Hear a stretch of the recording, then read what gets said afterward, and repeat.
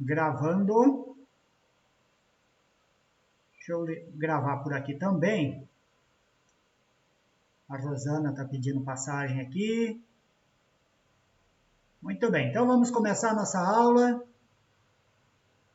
Boa tarde, Ana Cecília. Boa tarde, Ana Júlia. Boa tarde, Ana Paula. Boa tarde, Aparecida. Boa tarde, Creuza. Boa tarde, Ednila. Boa tarde, Cauane. Boa tarde, Lucilene. Boa tarde, Mariana. Boa tarde, Matheus. Boa tarde, Patrícia.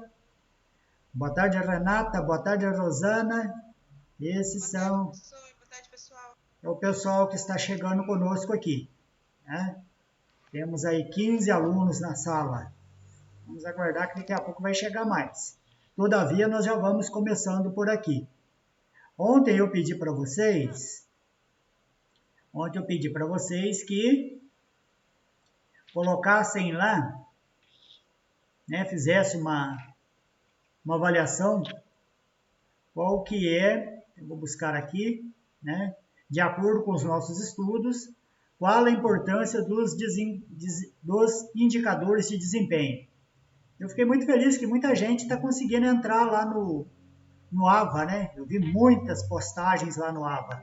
Eu vou compartilhar com vocês aqui, de modo que vocês enxerguem lá o meu AVA por aqui.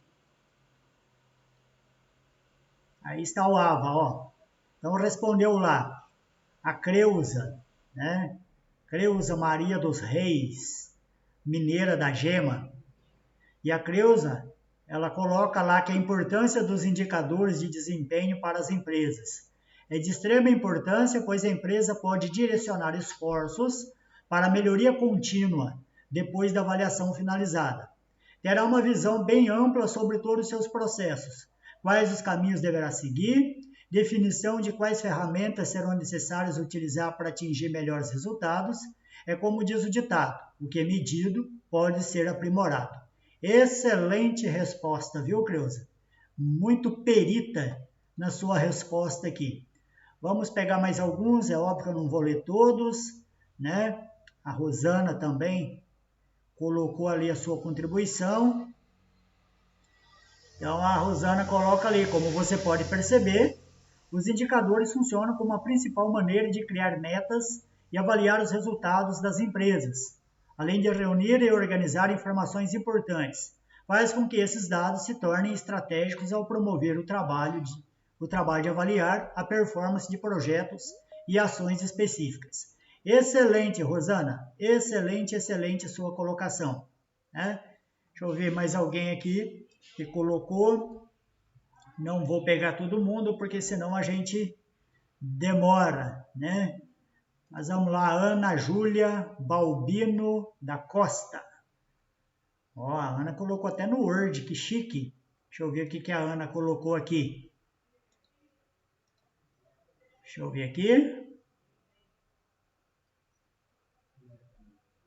A Ana coloca que os indicadores de desenvolvimento são importantes, já que uma vez que a empresa rastreie seus resultados e utilize esse mesmo resultado para identificar possíveis falhas, problemas e até mesmo melhorias, o empresário tem uma maior probabilidade de tomar decisões adequadas e assim de evitar o achismo.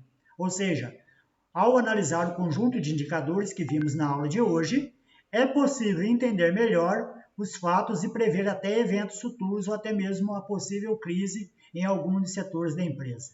Primordial, fantástica resposta, fantástica resposta. Muito profissional a resposta da nossa amiga Ana Júlia, né?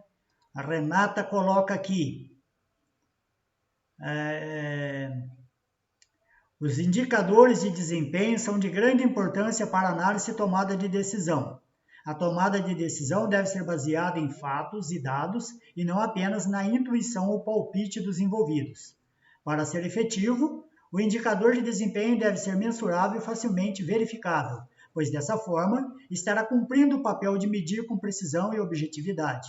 Não adianta nada utilizar um indicador super complexo se as pessoas não entendem como ele funciona. Perita na resposta, Renata. Exatamente isso. Exatamente isso. Tem que ser algo admissível, algo de fácil interpretação por parte dos usuários, né? Vamos ver, o Tiago coloca aqui também. Tiago coloca que os indicadores de desempenho têm sua importância para as empresas, pois com eles permitem avaliar continuamente a posição e evolução de uma determinada atividade ou processo. Ele serve como um parâmetro, uma meta, e indica um rumo que se quer atingir. Perfeitamente, Tiago, em pleno acordo. Pleno acordo. Vamos lá, já que eu estou lendo, Ana Paula Borges Dias. A Ana Paula trouxe aí um entendimento aqui. Os indicadores de desempenho, portanto, não servem apenas para dizer se o resultado esperado foi alcançado ou não, ou para fazer uma análise conclusiva do percurso. Os indicadores podem e devem ser utilizados no dia a dia da empresa para acompanhar a evolução do trabalho e realizar os ajustes necessários.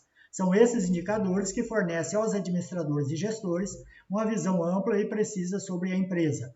É preciso levar em consideração que justamente pelo fato de o indicador de desempenho ser tão importante para a condução estratégica da empresa, que eles não devem ser definidos de qualquer forma. Eles precisam estar orientados para aquilo que é informação relevante para a empresa e que ajudem na tomada de decisão. Podemos afirmar que os indicadores de desempenho são verdadeiros comunicadores. Através deles, será possível compreender como a empresa está e já ter os primeiros sinais do que é necessário fazer para melhorar os resultados. O mais interessante é que boa parte dos dados e informações necessários para criar os indicadores já estão disponíveis na empresa. Basta reuni-los, mantê-los atualizados e consolidá-los de maneira a ser um indicador. Perfeitamente, doutora Ana Paula Borges Dias. Cirúrgica na resposta. Excelente resposta. Deixa eu dar passagem para quem está vindo aqui. A Alessandra. O Tiago está entrando aí. Vamos, a Tabata Mariano chegando aqui também. Vamos a mais alguns entendimentos aqui dos colegas, né? Aparecida. Deixa eu ver o que a Aparecida colocou aqui. Tudo bom. O gerenciamento do desempenho organizacional tem por objetivo direcionar todos os esforços da organização em prol dos objetivos desta. Dessa forma, busca-se a efetividade de todas as atividades da empresa alinhada com o objetivo macro da organização. Dentro dessa perspectiva, observa-se a importância dos indicadores de desempenho, conhecidos também como por KPI, Key Performance Indicator. Facilita a transmissão da missão e visão da empresa para funcionários que não ocupam mais estratégicos e direciona seus esforços para o objetivo estratégico da empresa. Os KPIs se caracterizam como uma ferramenta de medição e de desempenho dos setores de forma quantificáveis, buscando entender se os objetivos estão sendo atingidos e a necessidade de adotar medidas corretivas. Algumas características que indicam um bom indicador de desempenho deve ser relevante, de alto impacto, compreensível e simples, equilibrado, temporal. O desenvolvimento de bons KPIs permite às empresas medir seu desempenho e identificar onde estão seus problemas internos, possibilitando o aperfeiçoamento de suas operações. Perfeitamente, Aparecida, isso mesmo. Isso mesmo. Não vou ler de todos, pessoal, porque senão nós gastaríamos aqui muito tempo e não é a nossa intenção. A intenção nossa aqui é fecharmos exatamente esse conceito de importância do indicador. Dificilmente uma empresa conseguirá administrar bem as suas relações administrativas, tanto no departamento financeiro, quanto no departamento de vendas, marketing, tanto no departamento jurídico quanto no departamento de pessoas, dificilmente ela conseguirá administrar as suas necessidades se ela não tiver um termômetro, se ela não tiver um indicador, aqui estudado por nós, como KPIs, as chaves, né, que abrem caminho para a interpretação de tudo aquilo que nós estamos produzindo. Isso nós chamamos de indicadores de performance. Falando em indicadores, eu vou dar sequência no estudo de indicadores. Ontem nós falamos de diversos indicadores. Eu quero concluir a minha fala aqui a respeito de mais alguns, que eu julgo ser muito importantes para a empresa. Já estou chegando nele lá. Só um minutinho.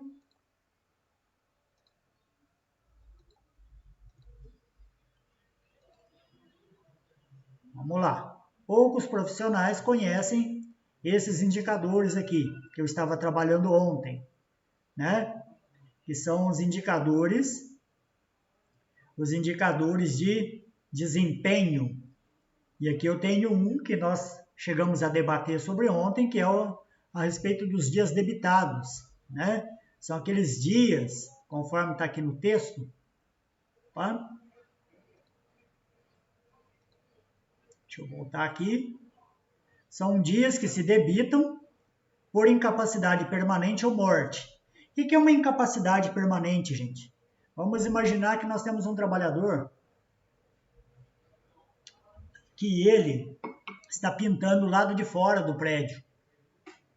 E ele escapa da escada porque ele não estava utilizando nenhum nível de proteção e ele fica tetraplégico, numa cadeira de roda. Nunca mais ele vai poder andar. Isso é uma incapacidade permanente.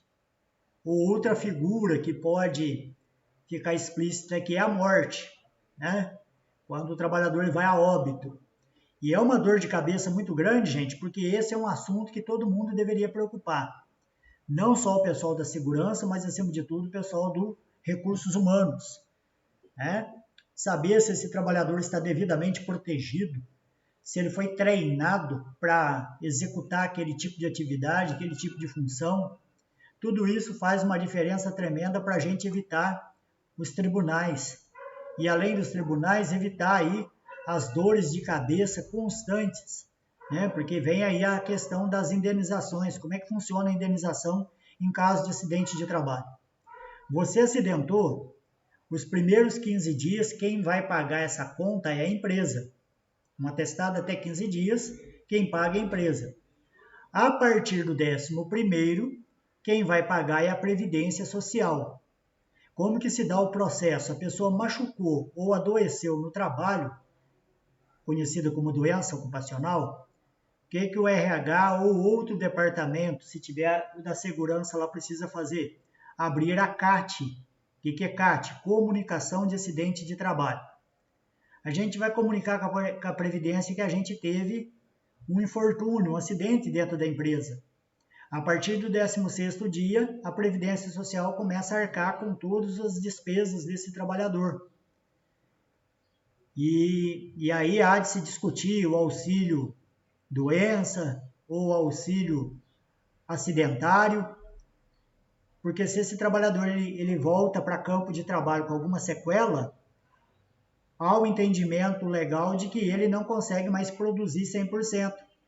Então é como se desse a ele uma recompensa financeira para que ele tivesse um complemento na sua renda. E este trabalhador, a partir desse momento, ele passa a ter estabilidade. Cuidado com isso. Não pode demitir um trabalhador que ficou afastado por um dia sobre o custeio da Previdência Social. Não pode. Se é acidente de trabalho, se é doença ocupacional, ele tem estabilidade de 1 ano. Somente depois de 1 ano é que pode demitir esse trabalhador. E como é que começa a contar o prazo? O prazo começa a contar depois do retorno dele da Previdência Social. O pessoal faz ao contrário, começa a contar prazo a partir do dia que afastou o trabalhador. Isso está errado. A instrução normativa, se não me falha a memória, 188 do regime da Previdência Social, traz essa instrução. A partir disso, passa a se contar 1 ano depois do retorno dele. Ah, mas a empresa demitiu mesmo assim, corre o risco de recolher o funcionário de volta e, se assim não fizer, corre o risco de indenizá-lo, pagar pelo tempo que era devido à questão da sua estabilidade, né? Só que não para por aí, nós temos outros reflexos, outros respingos, né?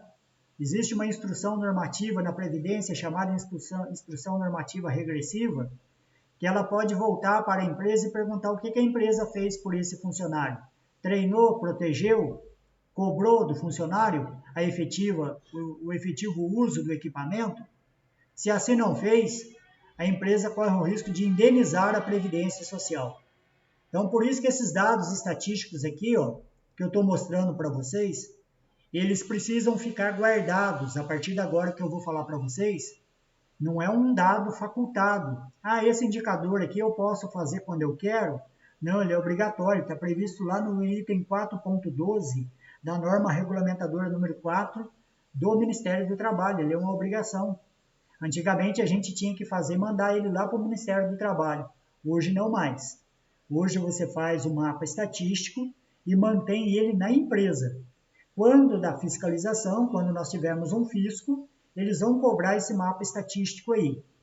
Então, esse mapa ele é feito mensalmente e ele leva-se em consideração esses dados aqui que eu vou mostrar para vocês agora, ó, que são os dias debitados. Já falamos a respeito dos dias perdidos, a gente já viu isso, fizemos até um cálculo. Falei para vocês ontem a respeito dos dias debitados, né? E até fizemos aqui uma simulação desse exemplo aqui. Na empresa Eletrofácil ocorreu um acidente no dia 4 de agosto, o trabalhador retornou no dia 17. Desse acidente, o trabalhador perdeu a audição do ouvido esquerdo. Quantos dias deverão ser debitados? Basta olhar para a tabela ao lado aqui e trazer a resposta, né, gente? E a resposta será... deixa eu aumentar minha tela aqui, provavelmente alguém está assistindo a aula de celular para facilitar aí, né? Então, ó, perda da audição de um ouvido, a resposta será 600 dias debitados, né? Já que eu vou mostrar para vocês onde é que vai aparecer esses dias debitados aí. Tá aqui, ó. 600 dias debitados. Então, a respeito do débito, ele depende de uma tabela, e os valores estão aqui do lado, ó. Dias debitados, e você analisa a natureza do acidente, se foi uma morte, se foi uma incapacidade, né, uma lesão permanente aí. Mas aí nós temos um outro tipo de indicador, né, que é o tempo computado. Todos esses dados que eu estou falando para vocês, os dias perdidos, os dias debitados, o tempo computado, eles vão fazer parte de uma estatística obrigatória para o governo. Então, aqui nós temos a fórmula de que tempo computado é o tempo contado em dias perdidos pelos acidentes ou incapacidade temporária total, mais os dias debitados pelos acidentados, vítimas de morte ou incapacidade permanente total ou parcial. Então, a fórmula está aqui, que tempo computado é a soma dos dias perdidos mais os dias debitados. Exemplo. Qual o tempo a ser computado para a empresa que apresentou 15 dias perdidos em virtude da perda do primeiro quirodáctilo polegar? Então, vamos lá. Os dias perdidos nós já temos aqui, certo? Deixa eu dar a resposta desse dilema aqui. Resposta. Então, os dias perdidos, se eu pegar a fórmula aqui, ó, até vou copiá-la. Vou copiar ela e vou colocar aqui. Então, ó, o tempo computado será o somatório de dias perdidos. Dias perdidos são quanto? 15. Só que houve a perda do primeiro quirodáctilo. O primeiro quirodáctilo significa o polegar. Vamos ver aqui, ó. Perda, não sei se vocês estão conseguindo enxergar aqui, ó. Perda do primeiro quirodáctilo polegar, 600 dias. Então, nós vamos colocar aqui, ó, 15 mais 600. Isso implica que o nosso tempo computado será de 615 dias a ser tabulados na nossa estatística. Está aqui a resposta. Professor, o que nós vamos fazer com tudo isso? Calma que eu vou explicar para vocês lá na frente, tá bom? Vocês vão entender aí para que nós vamos utilizar esses dados aí. Deixa eu dar passagem para a Alessandra. Vamos dando sequência aqui, ó. Qual que é o outro indicador que faz parte dessa estatística? A nossa HHT, horas homens trabalhadas. O que significa horas homens trabalhadas? É o somatório das horas durante as quais os empregados ficam à disposição do empregador, Deixa eu melhorar esse texto aqui para ficar bonitinho. Somatório das horas durante as quais os empregados ficam à disposição do empregador em determinado período. O que é estar à disposição do empregador? É estar prestando serviços ou aguardando ordens para uma atividade. Isso é estar à disposição do empregador. Inclusive as horas extras. Nós sabemos que, para efeito seletista, até vou colocar isso, o pessoal do departamento pessoal aí que estudou DP comigo é craque nisso. Deixa eu só fazer um negócio aqui que vocês vão entender.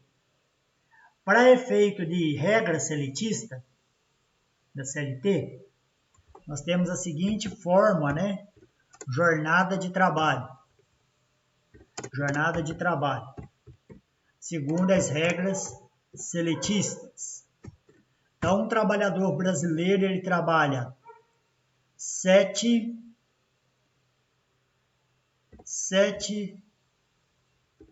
33 horas por dia, numa jornada de segunda a sábado. Ele trabalha 44 horas semanais e ele trabalha 220 horas mensais. Essas são as regras seletistas. Ah, professor, mas lá na empresa onde eu trabalhava lá, eu trabalhava 8 horas por dia. Sem problema nenhum. É que você estava trabalhando compensando horas, fazendo uma compensação. Às vezes você trabalhava no sábado, e quem trabalha dentro dessa regra aqui, ó, 7,33 horas por dia, ele está trabalhando de segunda a sábado o dia todo. 44 horas. Se você pegar aqui, ó, se você pegar 7,33 vezes 6, darão 44 horas semanais. Em média, 5 semanas por mês, 220 horas mensais. Esse é o padrão seletista. Essa é a regra da CLT. Por que eu estou falando isso? Travou meu PowerPoint aqui. Dá só um minutinho aqui que eu vou destravá-lo. Por que eu estou falando isso? Porque isso vai ter um impacto. Opa, vim para o lado errado aqui, calma aí. Roger fez merda aqui. Espera aí. Isso tem um impacto diretamente nessa estatística que nós vamos montar. Vocês vão ver que ela é precisa.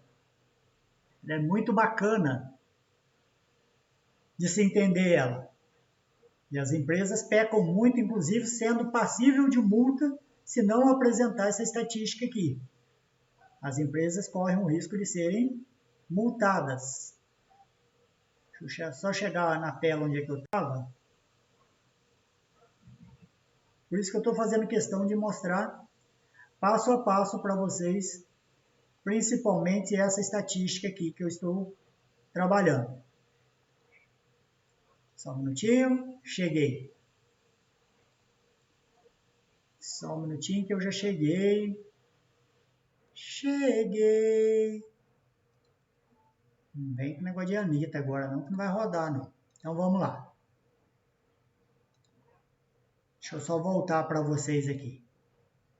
Tá queimado. Pessoal, então vejam bem. Esse entendimento aqui ele é muito importante para o pessoal do RH e do DP, né? Entender essas jornadas de horas aqui, ó. Que coisa, gente. Travou de novo. Ô, sacola, sem arça. Espera aí. Já que nós vamos resolver esse probleminha aqui. Ele trava porque ele fica transmitindo em duas telas. Por isso que ele dá esses tocos aí. Mas não há de ser nada, não. Se ele acha que ele vai aborrecer minha vida com isso, pode tirar o cavalo da chuva que eu estou muito bem. Então, espera aí. Beleza. Cheguei. Eu vou adiantar um negócio aqui que de repente ele não trava agora.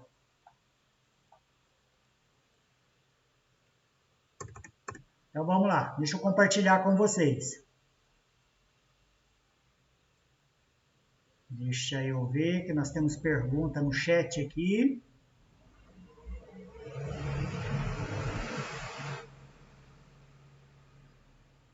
Deixa eu só voltar para o meu chat. Tem uma pergunta lá. Ah, da Ana Júlia. Professor, essas horas mensais têm sempre que ser em torno de 220? Depende, Ana. Tem algumas categorias profissionais que elas possuem jornadas de horas diferenciadas, né? Por exemplo, se você pegar ali o bancário, né? Ele tem uma jornada de 180 horas. Ele não trabalha 8 horas por dia, ele trabalha 6 horas por dia. Advogados, jornalistas, uma série de profissões possuem categorias diferenciadas. Para o trabalhador, de uma forma geral, comum, são 220 horas. Mas eu não vou falar para você que sempre vai ter que ser em torno de 220 horas, porque depende da categoria profissional. Tem algumas categorias profissionais que elas possuem jornadas mensais menores, certo? 180 horas, 150 horas, 120 horas. Você pega, por exemplo, um operador de raio-x, ele possui 120 horas mensais, ele só pode trabalhar 4 horas, devido à gravidade da atividade dele, certo? Então, 220 horas é para um trabalhador comum.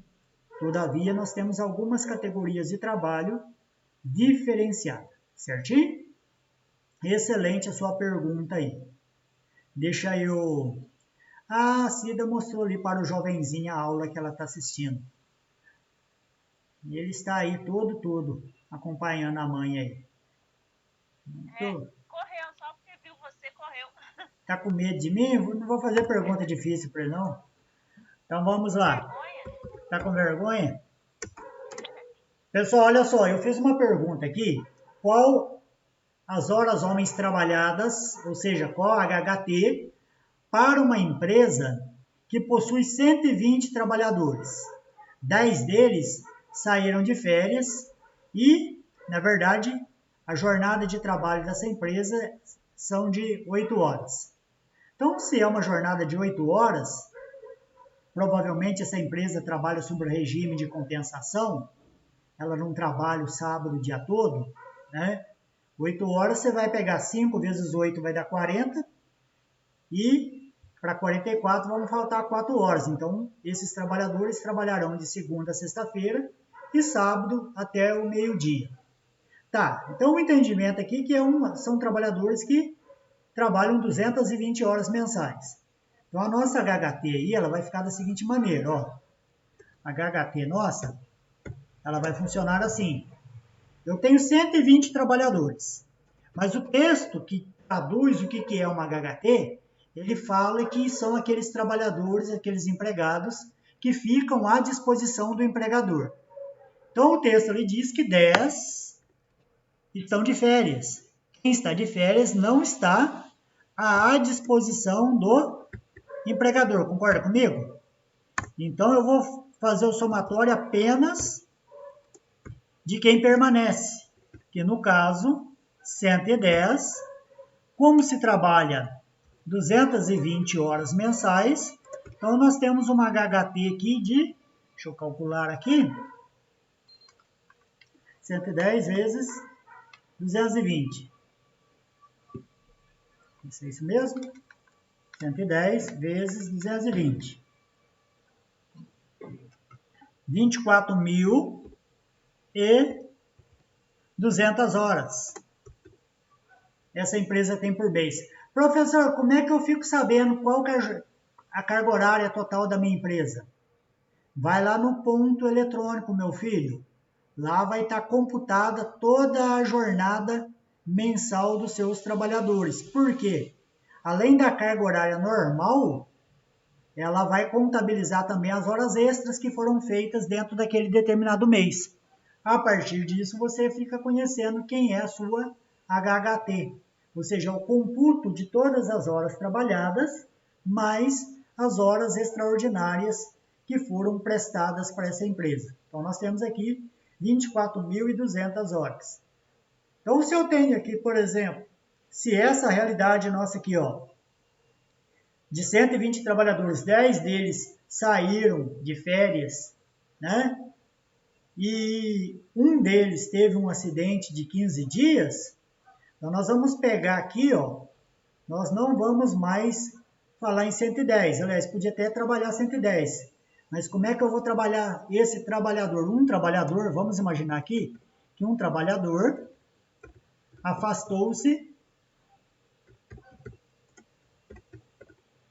afastado por 15 dias. Como é que ficaria esse cálculo, né? Eu sei que a jornada dessa empresa é de 8 horas, então vou pegar 15 vezes 8, 15 vezes 8, 8 o quê? 8 horas. 15 vezes 8, nós temos aqui 120 horas. 120. Então, qual que seria a minha HHT agora? A HHT seria 24.200 menos 120 horas. Eu tenho aqui 24.080.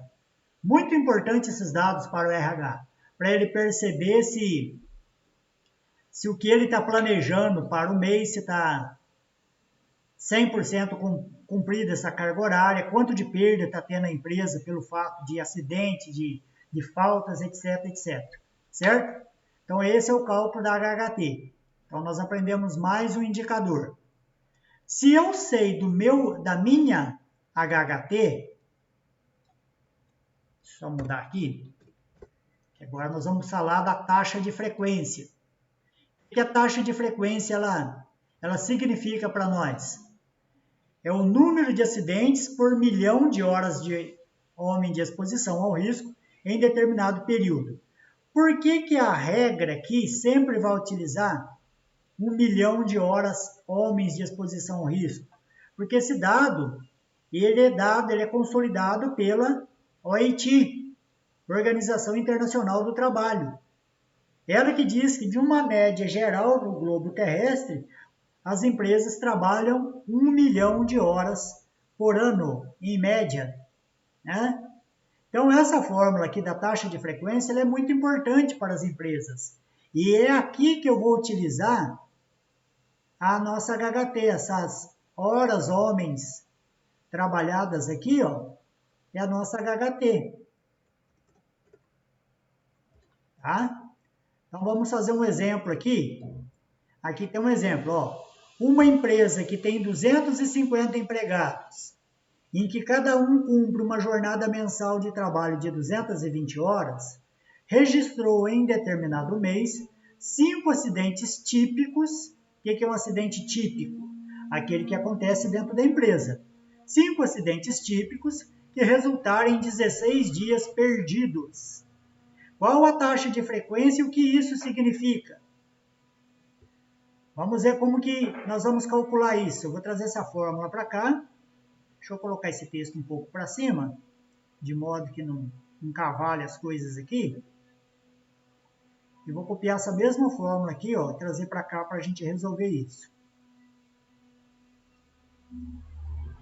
Então vejam bem, número de acidentes que ocorreram. Está aqui, ó, ocorreram 5 acidentes.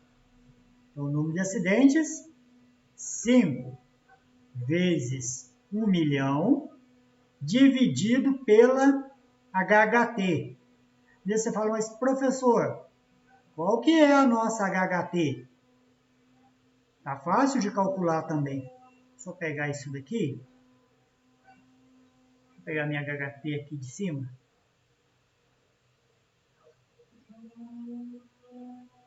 Vou calcular aqui do lado, ó. Vou pegar uma caixinha de texto. Vou jogar aqui para eu calcular a nossa HHT. E vou chamar isso de cálculo da horas homens trabalhadas. Quantos trabalhadores eu tenho, gente? 250. Qual que é a jornada de trabalho que eles trabalham por mês? 220 horas. Então, a grosso modo, eu tenho aqui, ó, em termos de HHT, 250 vezes 220. Eu tenho ali 55.000 horas à minha disposição. Certo? Essa é a nossa HHT. Então, eu vou jogar ela aqui, ó. 55.000, ó.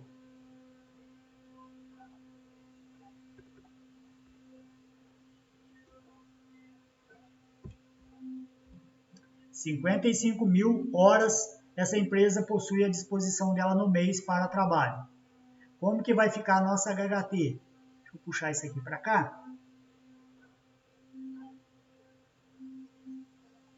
E colar aqui para a gente fazer o cálculo.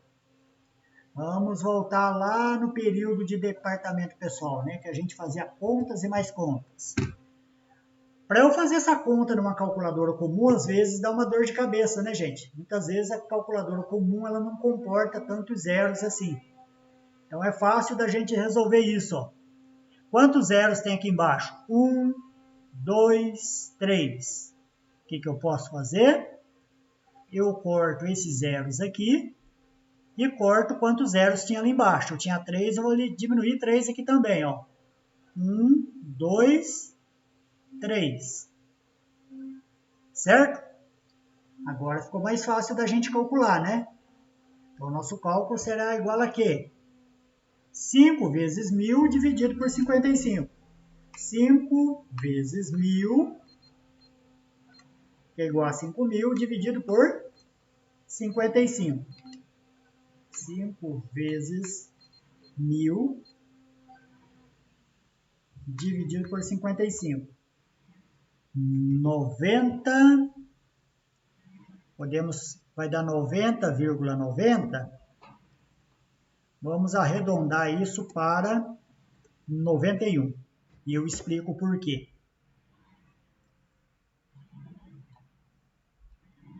91 o que, professor? Para que serve isso? Professor de Deus. Até travar meu PowerPoint de novo. A hora que eu estou indo bem, o negócio trava. Vou explicar para vocês o que significa esse 91 aí. Deixa eu salvar ele aqui.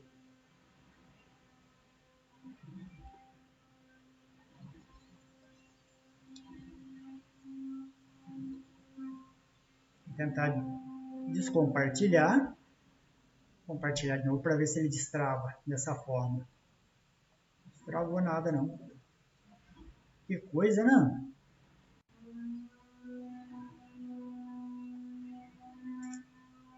Que coisa. Bom que eu vou tomando uma água aqui.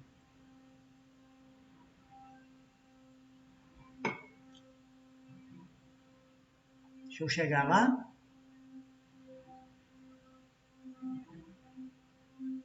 Vou chegar aqui.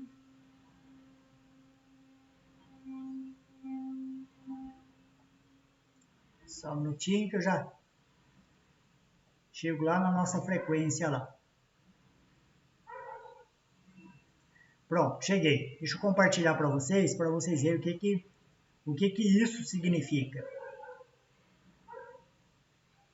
Deixa eu compartilhar aqui. Isso é muito importante, essa estatística, ela é muito precisa, né? O que isso significa? É a pergunta aqui, né? É a pergunta aqui do nosso desafio aqui. Deixa eu só colocar uma caixa de texto aqui para vocês entenderem o que isso significa. Vou colocar uma caixa de texto aqui e escrever para vocês. Isso, aliás, significa... Deixa eu aumentar um pouco mais, senão vocês não vão conseguir enxergar aí. Significa que se nenhuma ação for tomada nessa empresa, vírgula. Quando ela atingir 1 milhão de horas trabalhadas,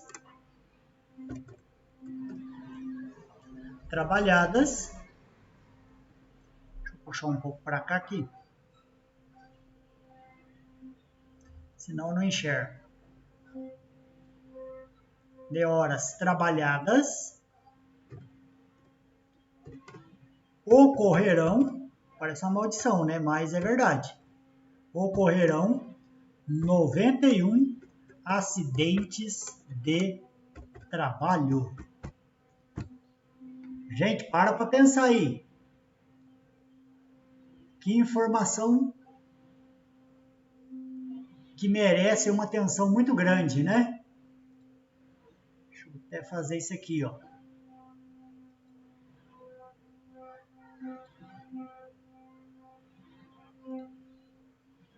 Olha aí. Essa volta toda que a gente deu aqui foi para chegar nessa conclusão aqui, ó. Esse 91 aqui, ó. Esse 91 aí quer dizer para nós, ó, que se nenhuma ação for tomada, que tipo de ação? Todas essas que nós estamos trabalhando aqui. Treinamento e desenvolvimento de pessoal, avaliação de desempenho, tudo isso. Se nada for feito, quando essa empresa chegar a 1 milhão de horas trabalhadas, ela já vai chegar em 91 acidentes. Olha que cenário triste para essa empresa, né? Que cenário desafiador. Então é para isso que serve essa estatística aí, né? Ela mostra claramente para nós, se nada for feito, quanto de acidentes nós vamos ter quando nós tivermos essa carga horária aí executada aí. Certo, pessoal? Então, esse é o cálculo da taxa de frequência. E aí nós temos a taxa de gravidade. Deixa eu mudar a nomenclatura aqui que eu não mudei. O que é a taxa de gravidade? A taxa de gravidade é o tempo por milhão de horas de homem de exposição ao risco em determinado período. Qual que é a fórmula dela? Enquanto aqui atrás a taxa de frequência era o número de acidentes vezes 1 milhão dividido pela HT, a taxa de gravidade é dias perdidos mais dias debitados vezes 1 milhão. Ou seja, aquele tempo computado lá, né? Essa fórmula poderia ser traduzida dessa forma aqui, quer ver? Ela é igualzinha a essa fórmula aqui, ó. Vou colar aqui do lado. Muito comprida, mas não tem problema. Essa fórmula é igual a tempo computado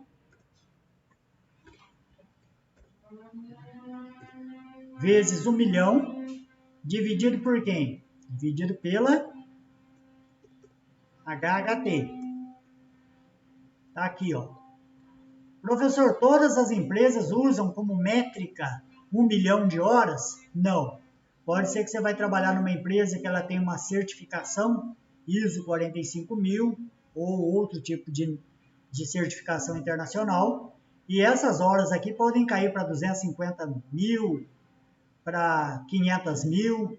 Todavia, a regra do Ministério do Trabalho é utilizar 1 milhão de horas aqui, tá? Então, essa fórmula aqui é exatamente essa fórmula aqui. Por quê? Porque o tempo computado é exatamente, nós vimos lá atrás, que ele é o somatório de dias perdidos mais os dias debitados. Então, vamos resolver essa parada aqui, ó. Deixa eu pegar essa fórmula aqui, que está mais curta. Vou copiar ela e vou colocar aqui para a gente resolver. Aliás, vou usar essa não, senão vocês não vão entender. Vou usar essa aqui, que é a mesma de lá.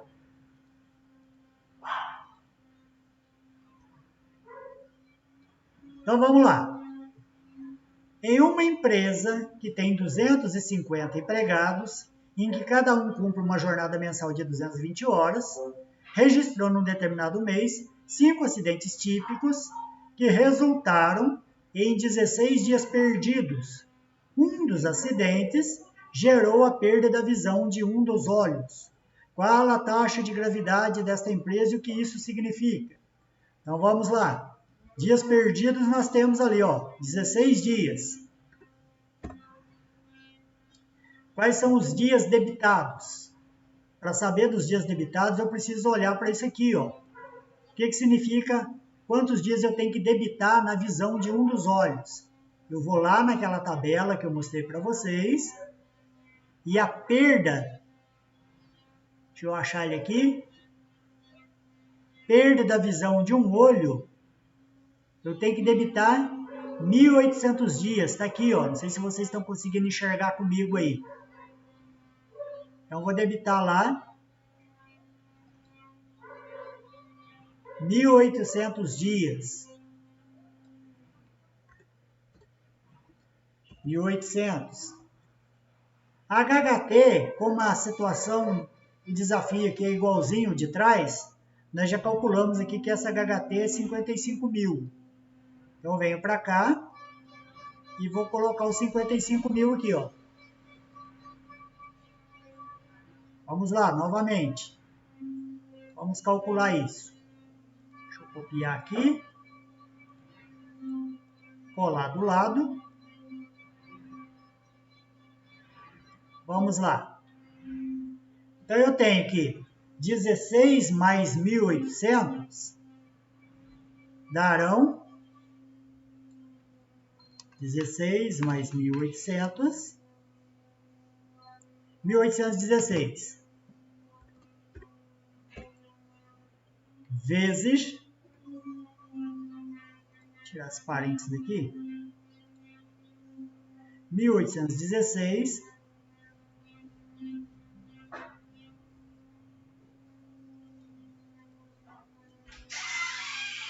espera aí, só um minutinho, eu vou acertar essa forma aqui. 1.816 vezes 1 milhão. Como eu já vou simplificar esse negócio aqui, eu vou cortar quantos zeros tem aqui embaixo. Tem 1, 2, 3. Vou cortar 3 aqui em cima também, ó. 1, 2, 3. Então, eu tenho 1.816 vezes 1.000 dividido por 55.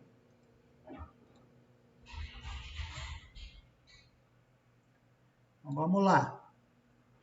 O pessoal estava com saudade dos cálculos trabalhistas, quase que a gente chegou nele.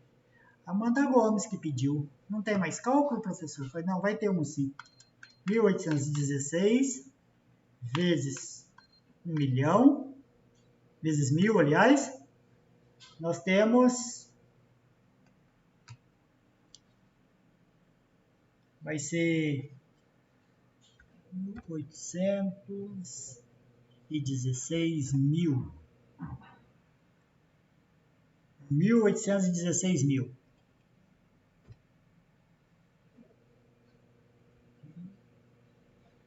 Então, bem, esse valor dividido por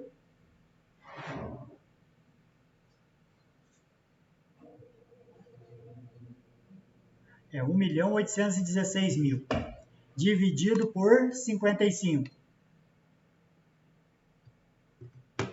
é igual a 33. Deixa eu colocar a resposta aqui na frente para não ficar muito bagunçado e não confundir a cabeça suas.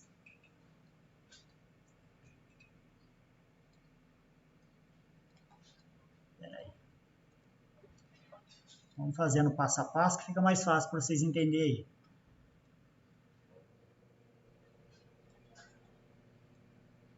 Só um minutinho. Apagar isso aqui. Vai dar 33.018. O que isso significa, professor? Olha para vocês verem o quão é significativo essa estatística. Por que o Ministério do Trabalho cobra ela? Olha o que ela vai significar para nós. Deixa eu pegar uma caixa de texto aqui e vou falar para vocês o que isso significa.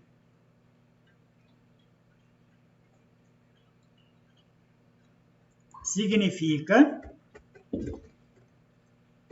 que se nada for feito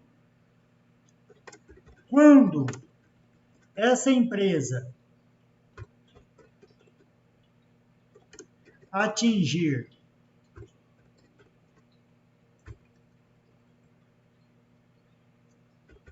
R$ 1 milhão de horas trabalhadas, ela terá 33.018 dias perdidos. Olha que burdoada, gente. Precisa ser uma empresa muito grande? Não, essa empresa que tem 250 funcionários. Ó. Não é tão grande assim. Então vejam bem, o que isso significa, gente? Significa que, vamos imaginar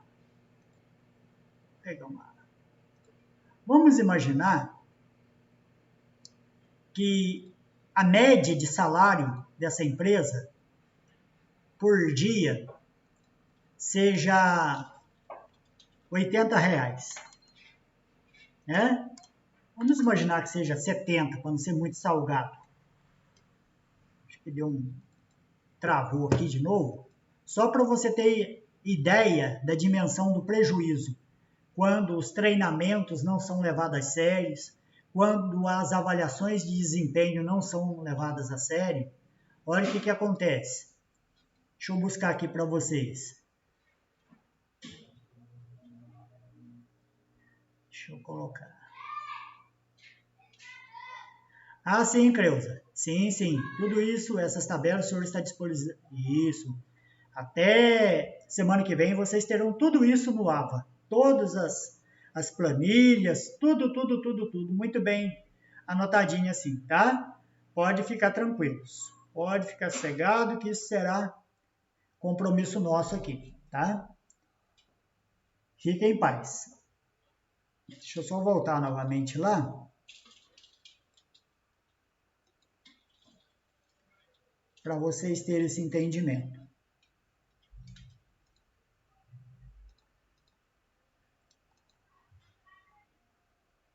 Estou aqui. Só para vocês terem uma ideia, a tela está compartilhada para vocês aí? Parece que não, né? Tá? Chegou aí? Ah, então tá jóia. Ah? Sim. Tá? Sim. Vocês estão servindo de comer um pedaço de algodão doce aí, ó?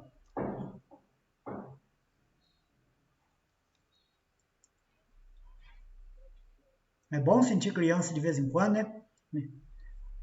Inaugurou um supermercado do lado aqui de casa. Algodão doce tá comendo sorto lá. Eu vou comer mais um que eu também mereço.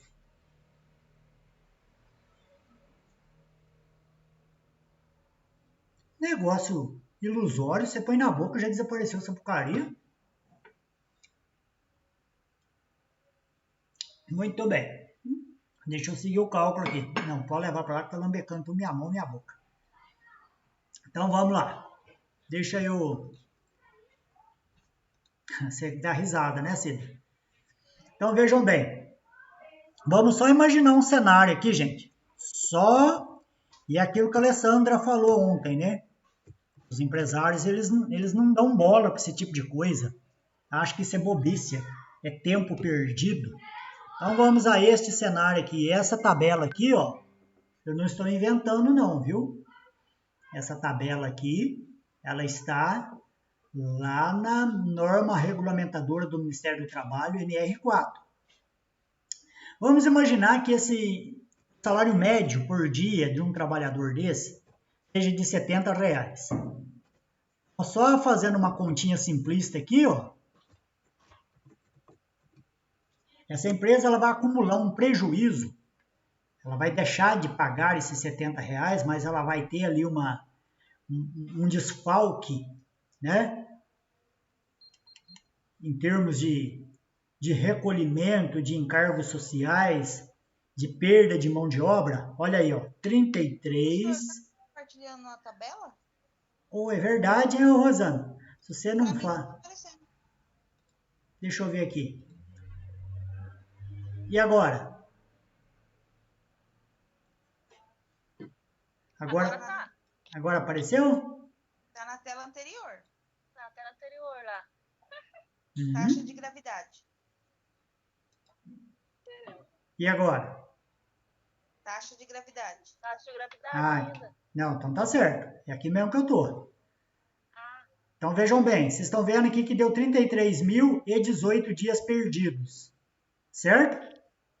Certo. Vamos imaginar que essa empresa pague aí R$70 por dia. Então ela perdeu ali 33.018 vezes 70. Um prejuízo aí de 2 milhões. 2.311.260. Não é pouca coisa não, né, gente? Isso porque, tá vendo quanto custa um acidente? A falta de treinamento, a falta de avaliação de desempenho dos trabalhadores? Veja o que aconteceu aqui, ó. Essa empresa, ela aconteceu 5 acidentes. Dentro desses 5 acidentes, teve a perda de um olho. Aonde foi parar essa brincadeira aqui, ó?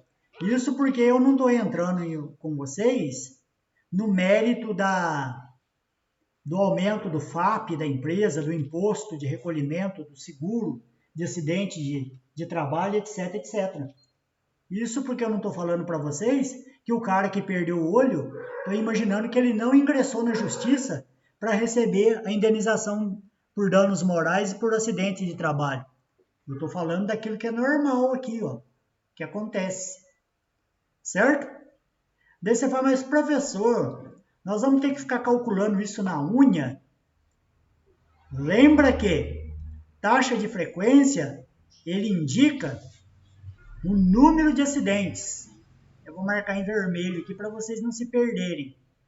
Tá? Ele significa o número de acidentes. Enquanto a taxa de gravidade,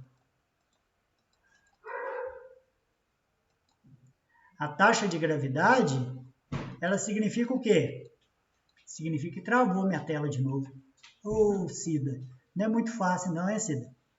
Haja paciência. Deixa eu buscá-la aqui de novo. Vai dando essas travadinhas, mas nós vamos chegando lá.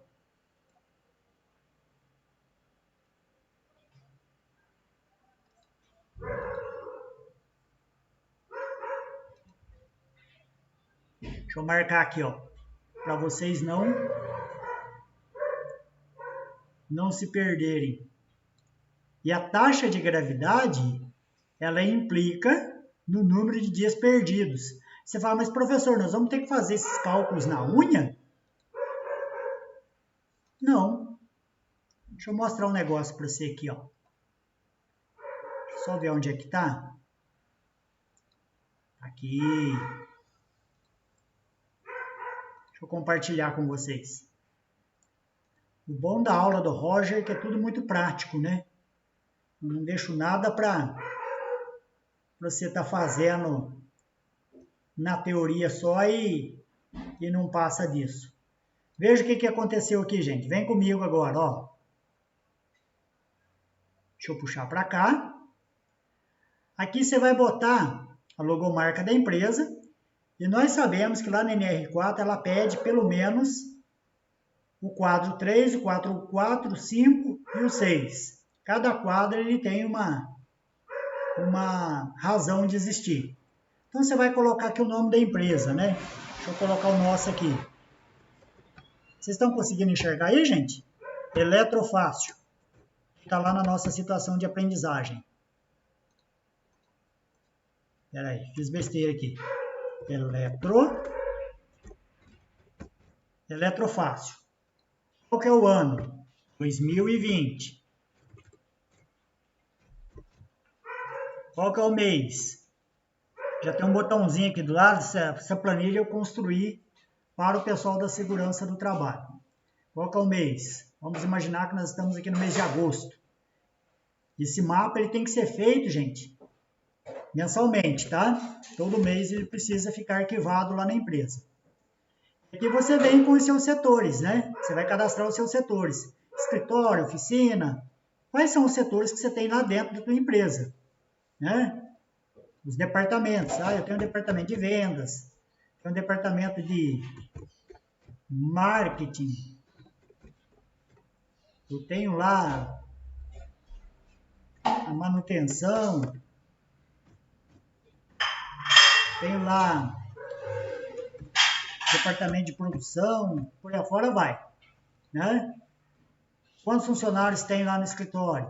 Lá no escritório tem 5. Qual que é a HHT? Né? 5 vezes 220. Eu deixei em branco ali porque é para pegar lá do ponto eletrônico, né? Então vai variar isso, mas vamos imaginar que trabalhassem corretissimamente. Então seria isso daqui. Deixa eu aumentar um pouquinho aqui para vocês verem. Aí. Então, número absoluto com afastamento. Esse número absoluto aqui é o número de acidentes, viu? Número absoluto com afastamento até 15 dias. Vamos imaginar que você teve 1. Número absoluto com afastamento maior que 15 dias. Você não teve nenhum. Número absoluto sem afastamento. Nenhum. Olha o que ele aprontou para você aqui. Ele já calculou a taxa de frequência. Porque nós não tivemos aí, né? Aliás, eu tive aqui dias perdidos, né? Vamos imaginar que eu tive 16 dias perdidos aqui. Olha, já calculou a taxa de frequência e já calculou a taxa de gravidade, né? Se você tiver a dúvida do que se trata, só passar o mouse aqui que ele responde para você, ó.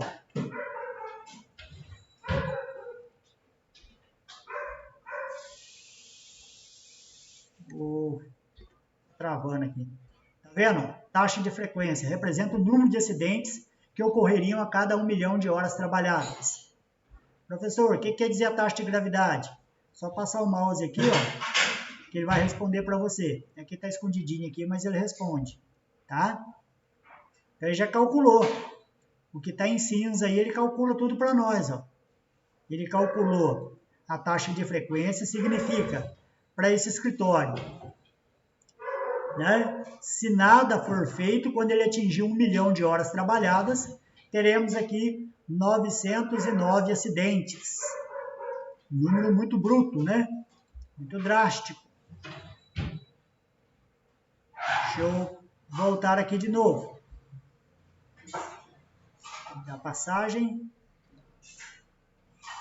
E assim por diante. Você vai colocando aqui os acidentes, né? Na área da produção, etc, etc. Deixa eu pegar aqui na área da produção. Vamos imaginar que eu tenho aqui 20 funcionários. Tá? Desculpa. Não é coronavírus, viu? Estão pintando aqui em casa. Tem muito resíduo de tinta aqui. Vamos dar esses probleminha de espirro aí.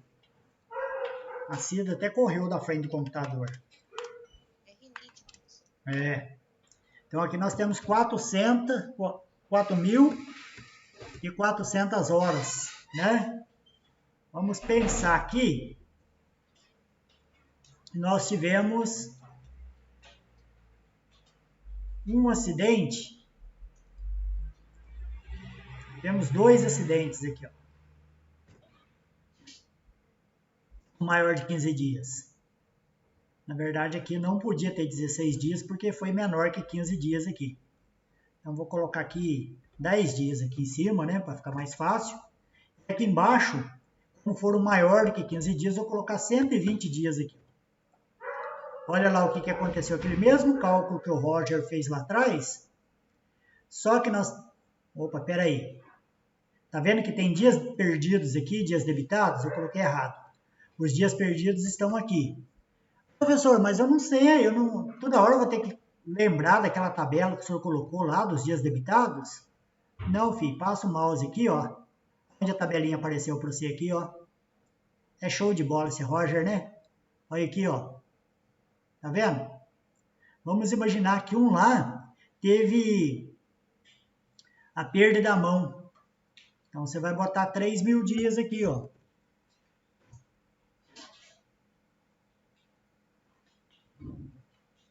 Então, vejam bem. Nós tivemos aqui este valor para a taxa de gravidade. Por que não houve aqui? Ah, já entendi. É que suprimiu a fórmula daqui. Espera aí, gente. Aí, agora sim. Deixa eu puxar as fórmulas aqui, senão vocês vão levar a tabela incompleta para casa ainda. Tá aí.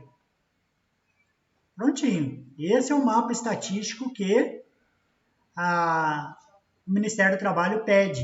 Tá? Ele já vai, à medida que você vai entrando com os dados, você só não mexe na parte cinza, porque na parte cinza aqui tem fórmulas. Depois eu travo essas fórmulas aqui para vocês não terem problema. Mas a taxa de frequência nossa para a produção deu 454,55. Ele está dizendo que se nada for feito, teremos 454 acidentes quando essa empresa trabalhar 1 milhão de horas. Teremos 709.090 acidentes se nada for feito. E que ele mostra um gráfico para você, ó, da taxa de frequência e da taxa de gravidade, ó. Ele vai mostrando isso para nós. E ele está dizendo, importante que a OIT, Organização Internacional do Trabalho, ela traz uma tabela, que ela diz que se a taxa de frequência sua, seu resultado for até 20, é uma empresa muito boa de trabalhar. Se a taxa de frequência for menor ou igual a 40, é uma empresa boa. E se a taxa de frequência for menor ou igual a 60, maior ou igual a 60, desculpe, essa empresa ela é ruim ou péssima, né? Então, essa empresa aqui já clareou para nós que ela está péssima na sua gestão, ó. A taxa de gravidade é a mesma coisa. Se você tem uma taxa de gravidade até 500, é uma empresa muito boa. Se a taxa de gravidade sua até 1.000, ela é uma empresa boa. Se a taxa de gravidade dessa empresa ela for acima de 2.000, é uma empresa de ruim a péssima. Neste caso, é uma empresa péssima. Certo? Ele já escreveu para você aqui. Se você colocar uma taxa melhor aqui, se você tiver treinamento, desenvolvimento e nenhum acidente aqui ocorrer, olha como que vai mudar o seu cenário aqui, ó. Deixa eu ver se já vai mudar ali. Tá? Não mudou ainda. Deixa eu colocar aqui. Ver se mudou alguma coisa. Não mudou nada, porque nós tivemos aqui essa quantidade, né? Tivemos essa quantidade de dias perdidos ou debitados. Ela está dizendo que a sua taxa de frequência ela é péssima, mas a taxa de gravidade é muito boa. E eu quero transformar essa empresa em tudo muito boa, né? Basta eu tirar esse acidente, né, que ocorreu aqui, ó. Eu conseguir manter meu quadro redondinho, sem nenhum tipo de acidente, eu terei aqui uma empresa muito boa de se trabalhar. Ele respondeu sozinho para mim como que é a minha empresa, certo? E aí vem os demais quadros. Professor, como é que eu alimento esse quadro 4 aqui? Basta clicar nele, ó, que ele já leva você para ele aqui, ó.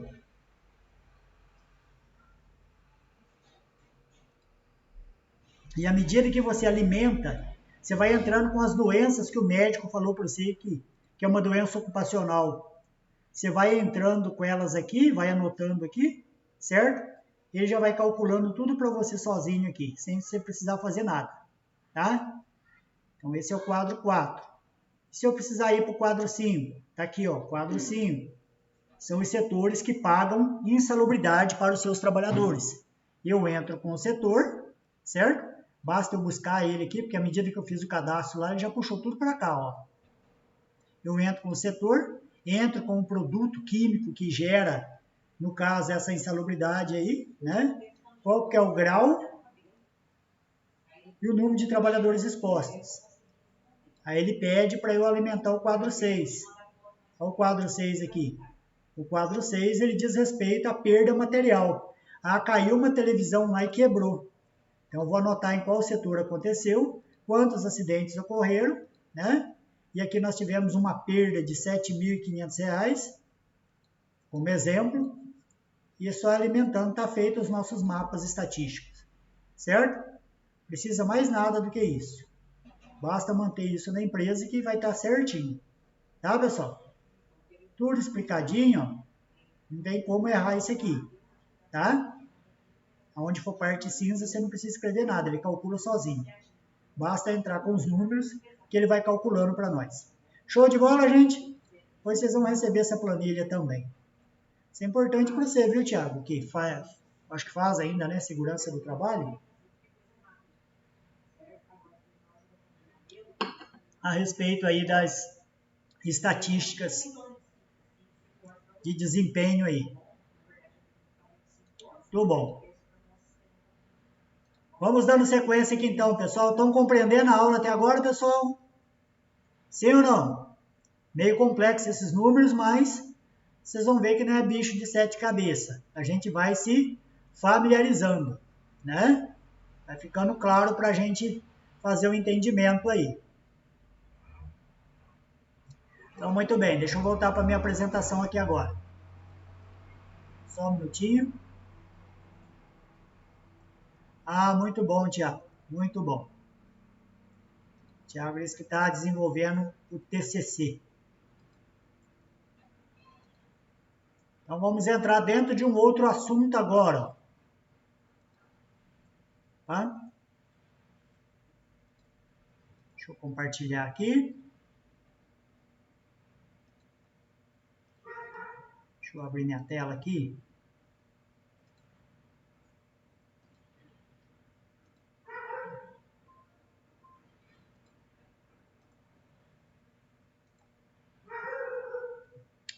Aqui, ó. Estrutura de cargos e salários. Vejam bem, a gente passou por a seguinte, estamos trabalhando dentro da seguinte premissa aqui, ó. Deixa eu só buscar meus slides aqui, só para a gente relembrar. Como que a gente estruturou, né? Essa nossa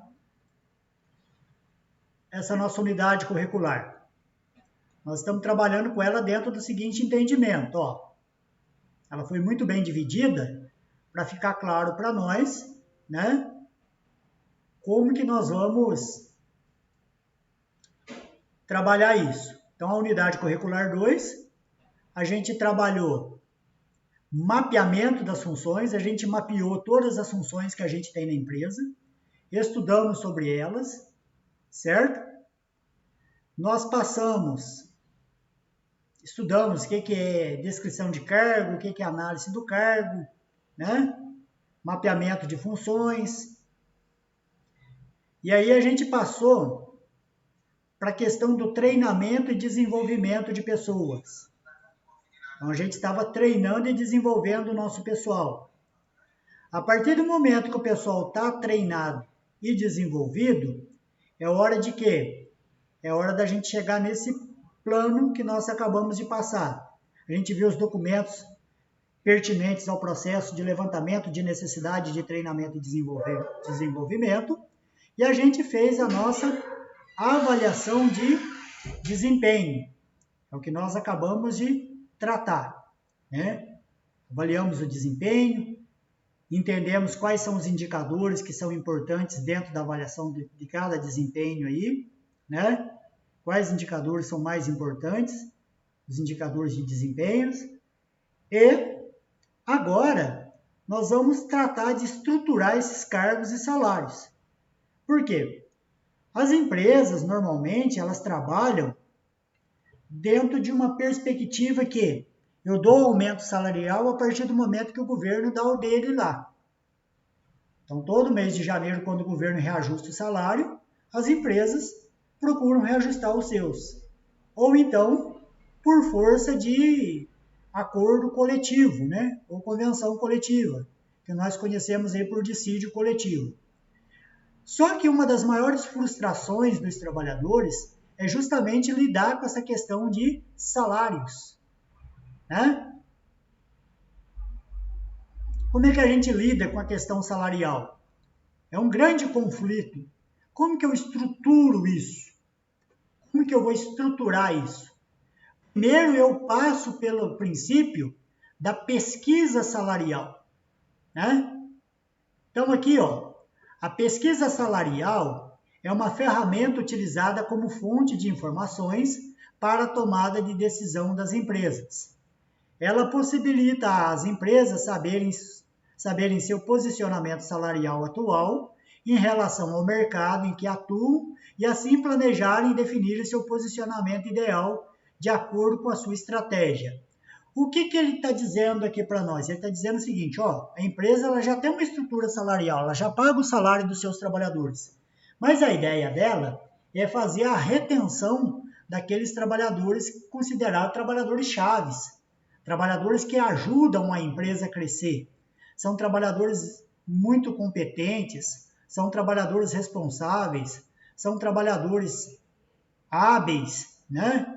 Então, ela não pode sair por aí perdendo esse colaborador a torto e direito para o seu concorrente, sem antes ela fazer aí uma retenção desses trabalhadores. Então, o que ela faz? Ela já tem o salário dela, ela usa outras empresas como laboratório. Ou seja, ela equipara aquilo que ela está pagando com outro segmento similar ao seu, o que as outras empresas estão pagando. E é nesse sentido que surge, então, a necessidade da pesquisa salarial.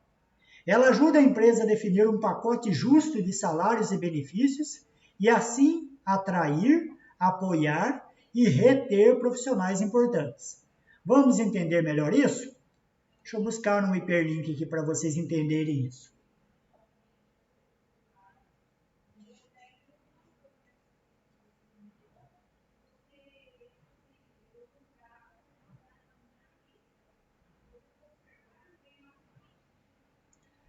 Então vamos lá. Deixa eu ver se ele abriu aqui. Só um minutinho. Está abrindo aqui.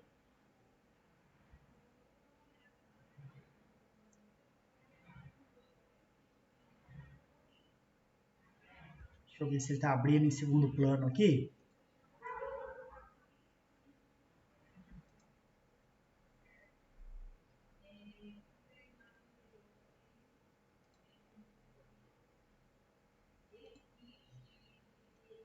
Vamos falar um pouquinho de pesquisa salarial. Então vamos lá.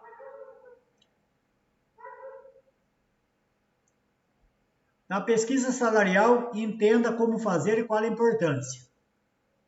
Acho que está compartilhado com vocês aí, né? Então, vamos aqui ao conceito de pesquisa salarial. O que é pesquisa salarial? Deixa eu aumentar um pouquinho o meu zoom aqui.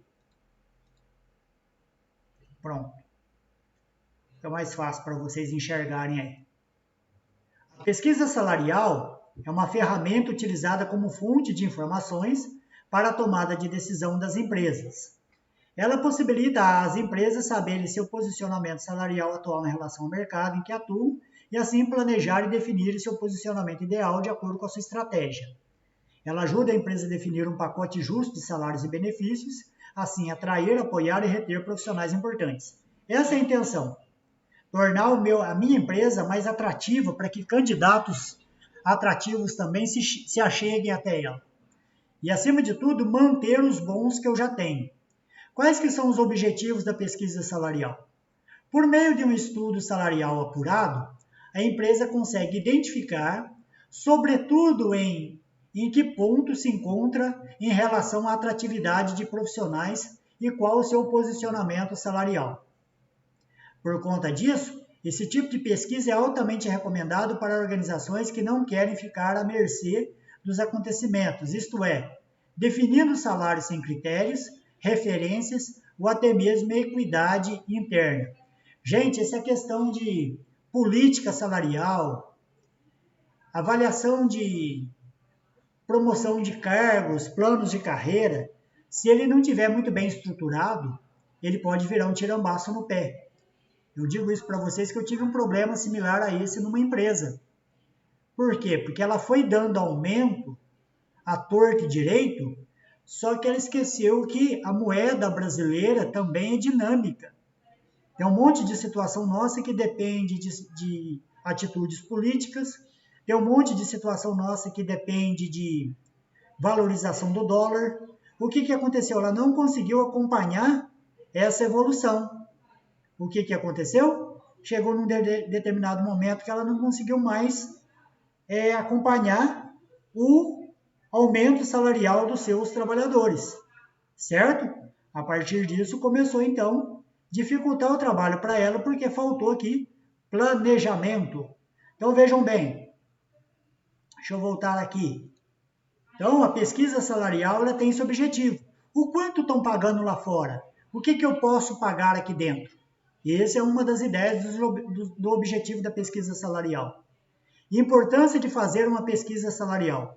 A pesquisa salarial permite que a empresa tome conhecimento do seu posicionamento salarial em relação ao mercado e que, com isso, defina uma estratégia de remuneração capaz de atrair e manter profissionais qualificados, aumentando assim a sua competitividade e diminuindo seu turnover. Nós estudamos ontem a respeito de turnover. Então, quando ela faz uma pesquisa salarial e ela entende que ela está ficando para trás dos seus concorrentes, isso já é um ponto inicial, um ponto importante para ela tomar a decisão de trabalhar nessa questão de estrutura de cargos e salários. Como fazer uma pesquisa salarial? Ela pode ser feita internamente pela equipe de RH com base em pesquisas independentes, estudos e vivências, ou por empresas, consultorias especializadas no assunto. De qualquer forma, é crucial se certificar de que a base que se está utilizando é confiável, responsável e que está atualizada. Quando o estudo é feito por consultoria especializada, que já tem experiência na área e um bom banco de dados robusto, o estudo é customizado, com dados qualificados e precisos. É possível obter as médias pagas pela concorrência, separado por níveis de cargos, funções, jornadas de trabalho, etc. Tudo isso podendo ainda contar com a padronização das informações, o que facilita o entendimento dos dados e com o apoio da equipe parceira para tirar dúvidas eventuais. Normalmente, uma amostra bem feita apresentada por uma consultoria contém pelo menos informações sobre 10 empresas concorrentes, concorrência direta ou indireta relacionada. Isso garante uma amostra bastante significativa, sem expor os dados individuais de cada empresa, já que inferior a isso não seria qualitativo e tampouco ético por parte da consultoria. Caso a consultoria contratada diga que enviará um mapeamento da concorrência com dados sobre cada organização e que contratou para você fazer a sua própria pesquisa, saiba que essa é uma atitude antiética. Portanto, ao contratar uma consultoria para realizar a pesquisa, é importante saber sobre a sua reputação, pois ela terá acesso a todas as suas informações. Vejam bem, o que o autor está dizendo aqui? Qual que é a forma da gente levantar essa pesquisa salarial? Eu vou precisar de informações dos meus concorrentes para que eu tenha um espelho, eu possa colocar na balança e perceber o que eu pago na minha empresa, o que o meu concorrente ali fora paga também. Só que isso precisa ser feito de uma forma muito ética, muito confiável. Por quê? Porque isso aí pode dar problema, né? Isso aí caracteriza algumas invasões de privacidade e etc, etc. Então, quando eu consigo trazer uma amostragem, o que seria uma amostragem, gente? Ele está falando aqui de 10 empresas concorrentes. Vamos imaginar uma empresa de oficina mecânica, né? E esse mecânico, ele tem ali e essa oficina mecânica, ela tem ali alguns trabalhadores, alguns mecânicos de manutenção, que eles são top. E este empregador, ele está com medo de perder esses empregados, visto que eles são talentosos e a mão de obra deles é o que faz a diferença na sua oficina. O que ele faz? Ele pesquisa 10 oficinas do mesmo gênero. O que seria do mesmo segmento? Aqui eles dão manutenção em veículos, fazem serviços de funilaria, pintura, etc, etc. Então, se eu tenho 10 concorrentes que têm o mesmo nível de atuação, fica mais fácil eu pesquisar. Quanto é que o meu concorrente paga lá de salário para o seu mecânico? Lá eles estão pagando 1.800 para cada mecânico. Ele olha para o seu cenário e fala assim, opa, se eu quero segurar esses mecânicos aqui, de repente não há nem necessidade de eu dar um aumento.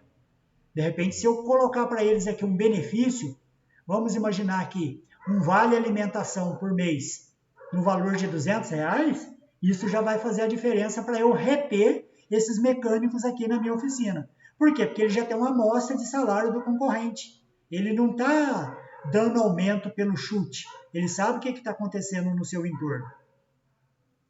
Os principais instrumentos, procedimentos e cuidados para fazer uma pesquisa salarial. Então vamos falar sobre esses principais instrumentos, procedimentos e cuidados aí. A realização desse estudo impõe um entendimento amplo sobre a exigência e sobre a essência e exigências de cada função. É necessário ter cada descrição de cargo bem realista com as atividades exercidas em determinada função.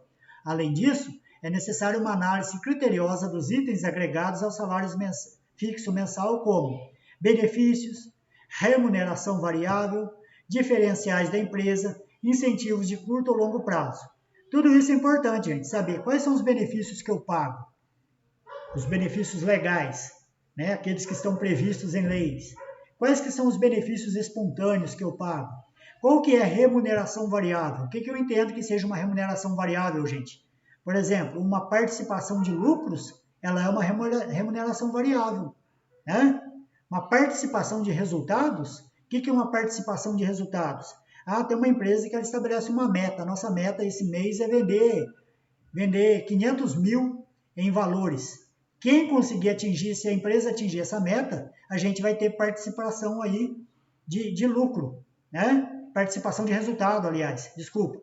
Então, a participação de resultado, ela está intimamente ligada com a questão, com a meta que a empresa bate. A empresa bateu meta, ela vai dar um lucro aí para os seus trabalhadores. Isso é remuneração variável, né? Participação de lucros é diferente da participação de resultados. Muitas das vezes ela está prevista dentro dos acordos coletivos. Então, toda vez que a empresa tem lucros, ela não depende de meta agora, depende de lucro. É natural, é prudente que ela divida esse lucro em percentual justo para os seus trabalhadores. Isso se trata de remuneração variável, certo? Diferenciais da empresa. Do que a empresa é diferente? Eu posso até não pagar melhor do que o meu concorrente, mas, todavia, os empregados eles têm autonomia para sair para tomar café a hora que bem entende, o almoço é muito bom que a empresa dá, o local que eles ficam para descansar é muito confortável, o ambiente de trabalho é confortável, os trabalhadores são protegidos, os trabalhadores são resguardados dentro de seus direitos, o pagamento é em dia. Isso são os diferenciais da empresa. E incentivos de curto ou longo prazo. O que seria incentivo de curto ou longo prazo? Cai muito dentro da questão dos benefícios espontâneos. Ora, você é meu mecânico, mas o mês que vem eu vou te colocar aqui num carro, você vai para São Paulo para fazer um curso específico de injeção eletrônica. Olha que incentivo bacana, um incentivo de curto prazo. A longo prazo, o que seria um incentivo de longo prazo? Daqui a 5 anos, daqui a 3 anos, eu vou te promover a gerente dos mecânicos. Né? Vamos fazer uma avaliação de competência aqui, e aquele que melhor se destacar será o nosso gerente dos mecânicos. Olha aí, um incentivo a longo prazo. Né? Na aplicação de uma pesquisa dessa natureza, também é interessante conversar primeiramente com os diretores e gerentes da organização, e só depois com seus funcionários. O objetivo é não causar qualquer expectativa de aumento salarial ou curiosidade durante o processo. Portanto, é fundamental investir no diálogo para a coleta das informações. É justo isso. Vamos imaginar que eu tenho interesse de trazer um benefício a mais, pagando ali um benefício legal, por exemplo, um adicional de insalubridade para os trabalhadores. Não faz sentido nenhum eu conversar com os trabalhadores e falar para eles, está em vias aí de sair o seu adicional de insalubridade. Quando, na verdade, o engenheiro vai lá para dentro da planta da fábrica, né, faz a avaliação e constata que aquela atividade ela não é insalubre. Pronto, você trouxe uma enorme de uma frustração e uma enorme de uma confusão para dentro da fábrica. Por quê? Porque ele estava naquela expectativa de ter esse aumento e agora ele não vai ter mais. Por isso que é importante conversar com o gerente, conversar com a liderança, para só depois disso, muito bem estruturado, repassar essa informação para os trabalhadores. Caso resolva fazer a pesquisa por conta própria, lembre-se de manter atenção ao considerar os dados de funcionários que recebem remunerações com elementos diferentes, como comissão, prêmio, rendimentos variáveis, etc., pois esses referenciais devem ser considerados, porém analisados de forma específica e cuidadosa, para não acontecer de erroneamente comparar com uma média semestral com uma média anual, invalidando os resultados da pesquisa. Isso é fato, né, gente? Eu pego aqui uma pesquisa onde os meus trabalhadores recebem comissão, recebem benefícios, e pego uma outra pesquisa onde os trabalhadores não recebem nada disso, vai dar diferença lá no final, na hora de eu tabular os dados. Por quê? Eu não estou levando em consideração só a remuneração. Eu estou levando em consideração todos esses ingredientes que compõem a remuneração do trabalhador. Via de regra, empresas especializadas em pesquisa salarial não costumam ser baratas, mas considere a pesquisa como um investimento. Eles fazem um estudo detalhado e desenhado para cada negócio, estudando a complexidade de cada posição.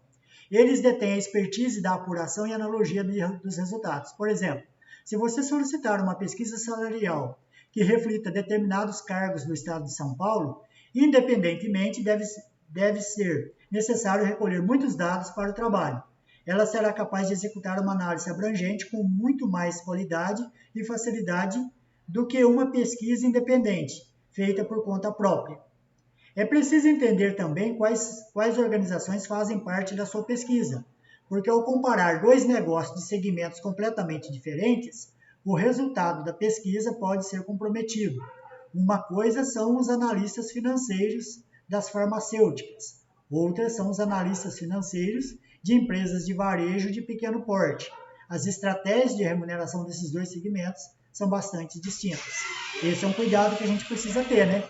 Embora a função de analista financeiro ela tenha o mesmo princípio, mas depende muito do segmento que ela está atuando. Neste caso aqui, um é farmacêutico e o outro é de empresas do varejo de pequeno porte. Então, pode ter aí uma variação muito grande.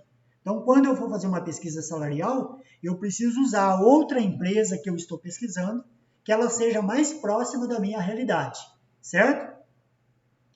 Vantagens de se adequar à remuneração oferecida pelo mercado. Quais que são as vantagens? A lista de vantagens de adotar a remuneração média paga pela concorrência é grande. Separamos alguns dos principais benefícios. Então vamos lá. Estar por dentro das práticas salariais de mercado, oferecer uma remuneração justa, definir quando é possível dar de aumento salarial, otimizar a estratégia de salários e benefícios para atrair os melhores talentos para a empresa, conseguir elaborar um plano de ajuste salarial visando a retenção de profissionais, consequentemente diminuindo o índice de rotatividade, fundamentar o plano de desenvolvimento dos funcionários, obter maior conhecimento sobre a realidade da empresa, pois ao conduzir uma pesquisa salarial, você precisa compreender melhor sua estrutura de pessoal, analisar as descrições de cargo e fazer comparações entre eles. Além disso, uma pesquisa salarial serve para definir a estratégia de remuneração baseada na realidade atual de cada negócio. Por exemplo, uma empresa A que está se estabilizando no mercado não poderá pagar a média salarial. Sendo assim, é comum ela definir uma estratégia de pagar uma porcentagem abaixo da média. Outra organização B, que está em um momento diferente, pode decidir a partir da análise da pesquisa que está estável e pode pagar a média de mercado. Já uma terceira empresa C, que quer ser reconhecida como uma organização que paga bem seus funcionários, define como estratégia salários acima da mediana de mercado. Vejam bem, eu tenho 3 situações aqui, empresa A, B e C. Uma está começando agora, né? Então, ela não vai poder pagar a média salarial, mas ela vai projetar, né, uma estratégia de pagar uma porcentagem até que ela chega na média. Outra organização B, ela faz a análise da pesquisa salarial e percebe que ela está muito bem, né? Que ela está bem no mercado. Então, o que ela faz? Ela vai manter essa média. Já outra empresa C que quer ser reconhecida, ela vai além. Ela acaba colocando um salário melhor para ela ser considerada a empresa que melhor paga e a empresa que melhor retém os seus funcionários lá. Vale destacar que, tão importante quanto realizar uma pesquisa salarial, é saber estruturar ou reestruturar a política de remuneração, orientar os gestores quanto à tomada de decisões estratégicas ligadas ao quadro de funcionários, tudo alinhado à estratégia organizacional. Então, esse post aqui, ele trouxe para nós alguns entendimentos da importância da pesquisa salarial para o desenvolvimento da estrutura de cargos e salários aí. Tudo bem, pessoal? Tudo tranquilo? Deixa eu ver quem está comigo nos bastidores. Muito bom. Então, maravilha. Deixa eu só pegar uma água ali, gente, que a minha garganta já se foi.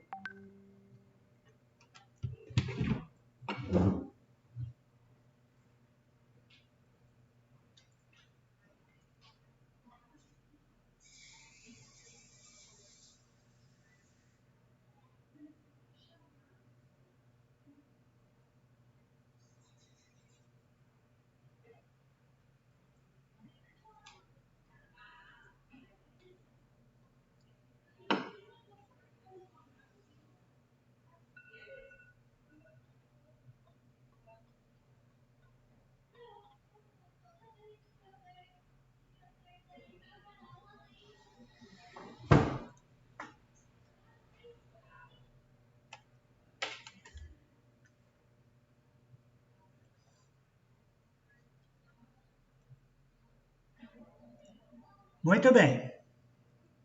Deixa eu só buscar minha tela aqui novamente, só para concluir um assunto aqui.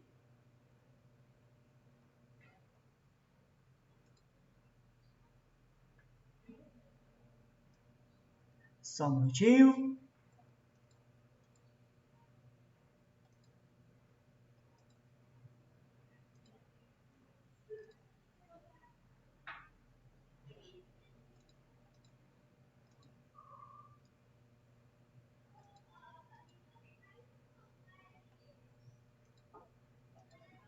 Ok.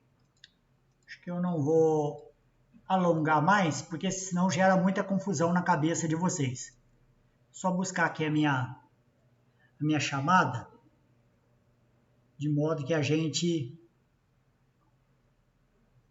chega num consenso aqui.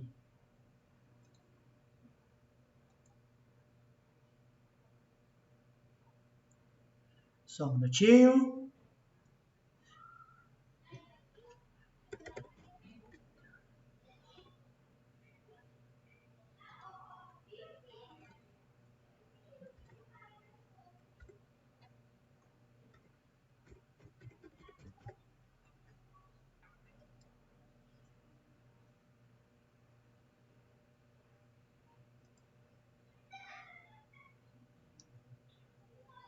Só um minutinho.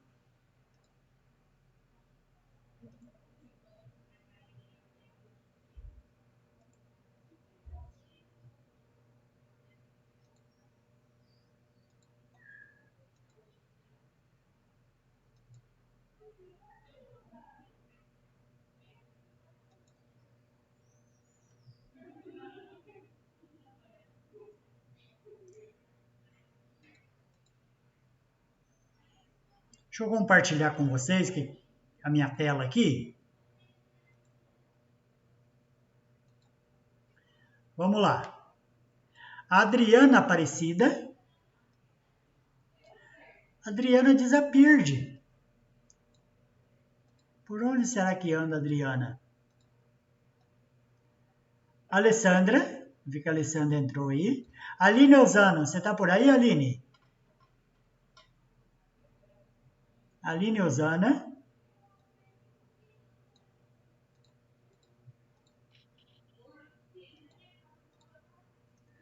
Ah, Amanda da Silva, não. Amanda Gomes. Presente. Ana Cecília. Presente. Ana Júlia. Vi que a Ana está aí. Ana Paula está aí. Presente. Aparecida está aí. Presente. A Bianca Campos.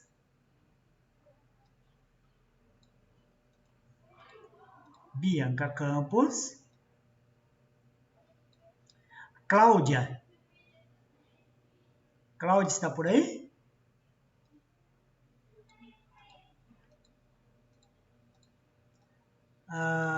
Creuza. Estou aqui, professor. A Daniele Bastos, não.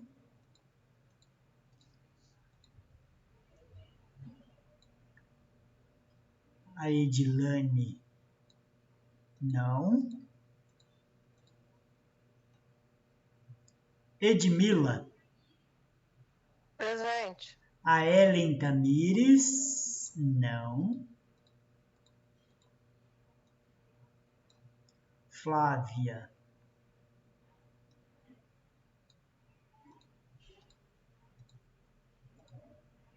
Flávia. O Gilson também não.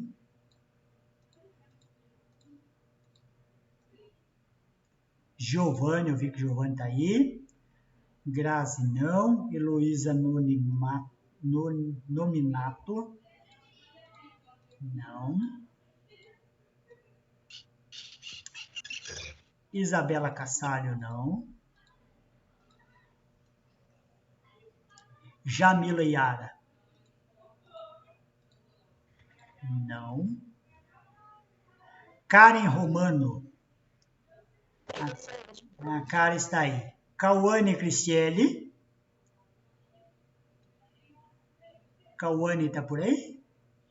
Cauane presente. A Keila Raquel.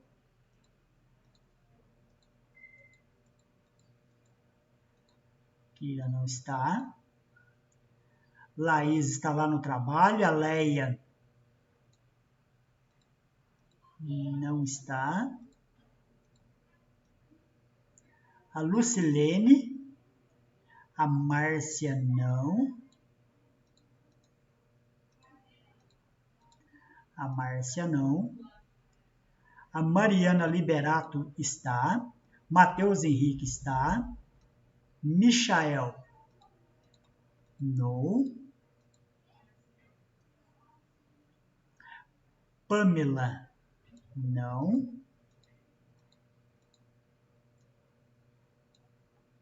Pamela não. Patrícia está. Priscila. Karen não. Priscila não. A Raquel. A Renata Aparecida Barbosa não. A outra Renata está. A Rosana está. Solisângela. A Sol tá por aí? Normalmente ela acompanha lá por celular. Suelen Sequi. Foi levar a vovó hoje no médico. Suelen Sequi muito assídua. Vou dar presença para ela. Tabata. Presente. A Tamires Chaves. A Tamires é que saiu lá de Toledo. Ele mandou mensagem aqui. Estava em Extrema, estava assistindo, foi para Toledo. Tainá. Tainá de Jesus. Tiago. E Tiffany.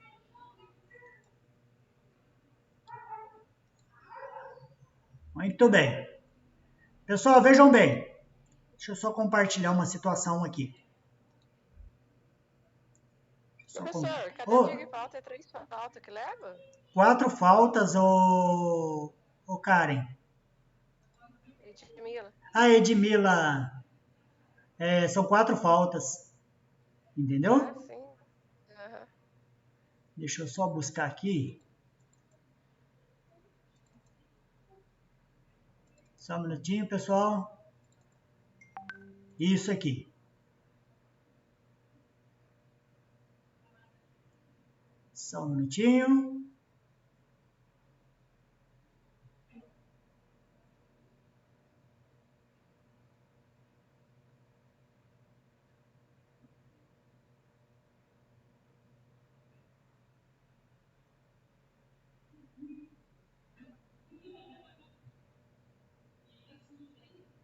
Ok. Deixa eu compartilhar com vocês aqui, ó.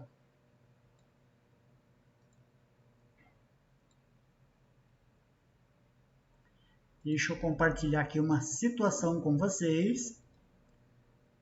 Apareceu aí para vocês a nossa situação de aprendizagem, né? Nós já estamos cansados de saber dessa história, né? Que após um ano de inauguração da filial Eletrofácil no interior do estado, o diretor executivo identificou junto ao gerente administrativo e financeiro local que as metas de vendas estão abaixo do esperado, o atendimento aos clientes apresenta alto índice de insatisfação e a entrega de produtos, por vezes, apresenta atrasos. O diretor, em reunião com o gerente da filial, solicitou ao setor de recursos humanos a execução de algumas ações baseadas nas políticas de gestão de pessoas da empresa, para reverter os resultados apresentados. Levantamento e discussão das dificuldades pelos líderes e equipes em cada um dos setores. Veja bem quais que são os setores que nós temos aqui, ó. Nós temos o setor financeiro, marketing, vendas e logística, né? Identificação das principais ações de desenvolvimento para as equipes, realização de pesquisa junto aos clientes externos para verificação da insatisfação, implementação da pesquisa de clima organizacional, benchmark com os principais concorrentes acerca das melhores práticas de desenvolvimento, retenção, avaliação e promoção de pessoas.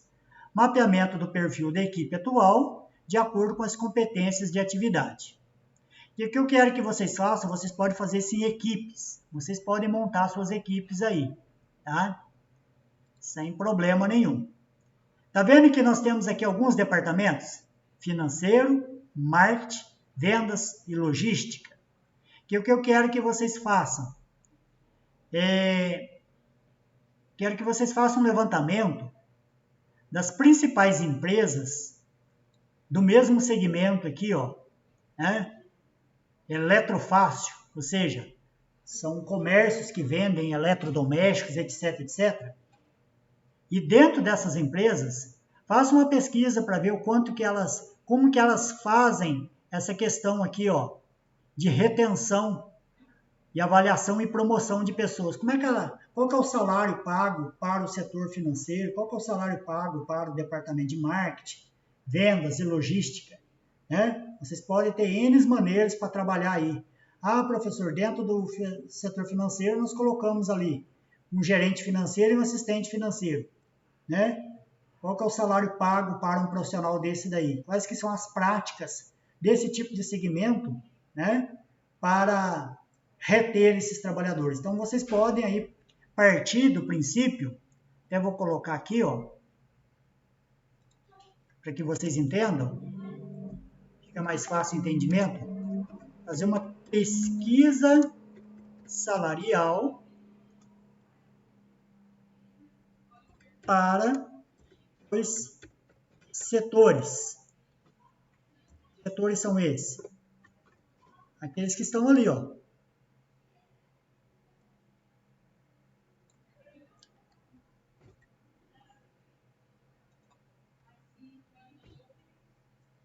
Aí.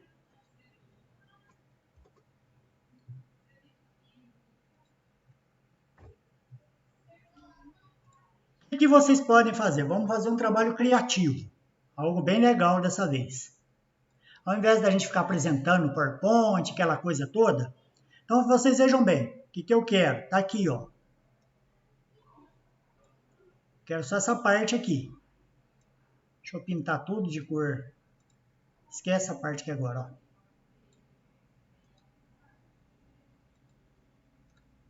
Então, nós vamos fazer um pré-ensaio para o nosso projeto integrador, certo? Vocês vão pesquisar pesquisa salarial para os setores financeiro, marketing e vendas. Como que vocês vão fazer a apresentação? Vocês façam isso em grupo, mas tem aí, né, um vídeo de apresentação dessa pesquisa aí. Usem a criatividade, tá?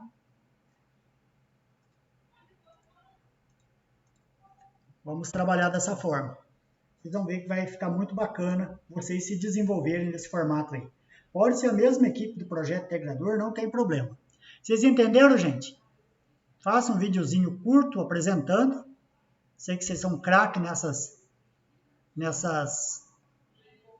nessas criações aí, mas leve em consideração esses setores aqui, ó. Financeiro, marketing, vendas e logística. Fazer uma pesquisa salarial desses segmentos aí. Ficou claro para vocês, gente? Vou mandar aqui no grupo, ok? E a partir de agora, vocês finquem a mão na massa e desenvolvam isso. Beleza? Tudo certo? Tranquilos? Então, bora lá, que amanhã estaremos aqui de volta nesse mesmo canal.